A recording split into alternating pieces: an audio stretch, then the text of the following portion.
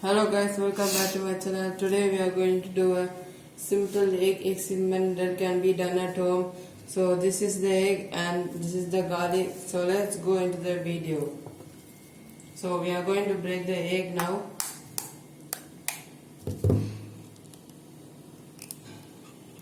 The egg is broken.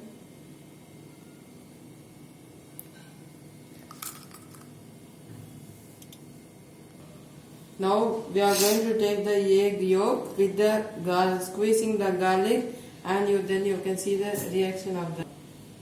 Now we are going to take the egg yolk with the bare fingers. For that, for the egg yolk not to break, we'll touch the garlic, we'll squeeze the garlic in our fingers and try the trick. Here's the garlic. Touch now. Smash the garlic. Wow. Touching the garlic. The juice of the garlic has to come all over around your fingers for that experiment to work out. Let's try. The juice has come. I'm going to try to take the egg yolk with the fingers. For that, we'll take this garlic. We'll smash this garlic. We'll try to take the juice of it onto the fingers and see how this works.